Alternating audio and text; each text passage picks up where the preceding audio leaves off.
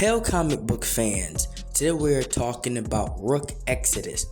Now, Rook Exodus was recommended to me last year, and I kept up with the series and read the entire thing, and now I'm finally getting the chance to talk about it on my channel. Now, one of the first things that really hit me when I checked out this book was how exquisite the art was. I mean, it is absolutely beautiful, and throughout the book, there's not a page or panel without beautiful artwork that is done. There's time into this book and throughout the entire series.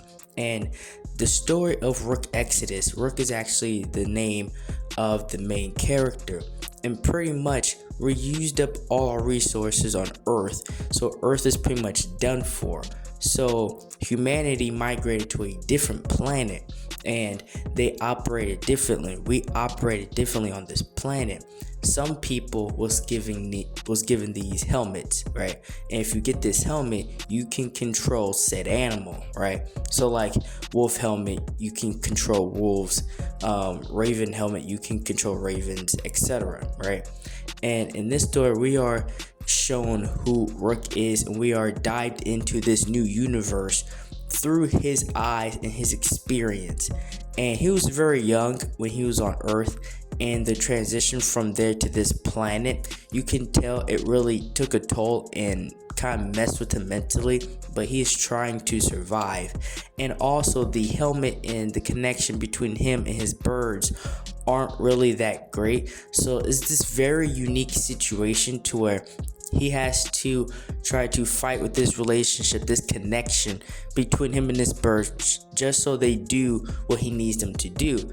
And he's not like some hardcore soldier or some guy, just a loner.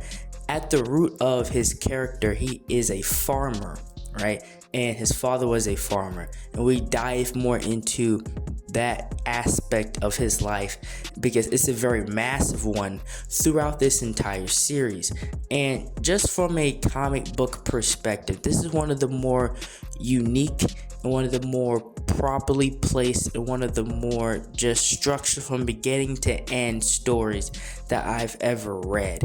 And it stands out. Like, Rook Exodus deserves a lot more hype and a lot more love because the art itself stands out. Like, the art itself is some of the best art I've ever seen in a comic book. And I'm not just saying that just like for whatever. This is literally top tier art. Probably some of the most best art that you will ever see in a comic book, period. The artist did one hell of a job with this comic book series, and you'll see it throughout issue 1, throughout issue 6, which I'll get to on this channel, that the art only excels. And again, each panel and each page is so perfect and so well done. And just between like the cars, the trees, the animals, the tech, everything is top tier art. And with this character Rook, it's a lot of inner dialogue, right? Because it's mostly him talking to himself in his head about the situation that's going on in his past and present and his future. And as we see in this story, he does have like a friend or two, but the guy's mostly alone. And the main thing about this story is that he wants to get off this planet because, again, we destroyed Earth, right? We kind of ran through Earth's resources, so we migrated to a different planet, and we was testing to see what can we do with this planet, and they was doing different things. The issue with that is that they said, yeah, we're going to go and get more resources, we're going to go get help and come back. They never came back. The people that brought them there never came back, and so now he himself is trying to get off this planet before they all just wither and die.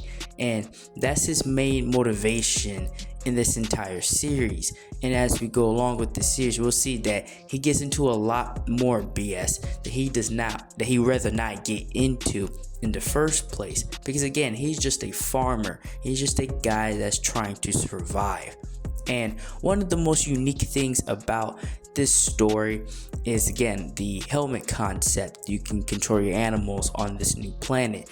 And as the series goes on, even within this first book, but even as you go on, you'll see that this created different cultures, right? This created different types of bonds between the person and their animal. It creates these relationships and dynamics between people and animals in a way that I haven't seen done in a comic book yet. And Rook Exodus executes it perfectly. And as we see, we do have a villain in this story, and this guy is trying to take all the helmets for himself, right? So he could become the ultimate dominant leader of this planet. And Rook is going to have to cross paths with this guy in order to just get off of this planet if he ever wants to survive. Well, that's all I have for this video. If you like this video, like, share, and subscribe for more. Thank you for watching, and Rook Exodus 2 will be coming next week.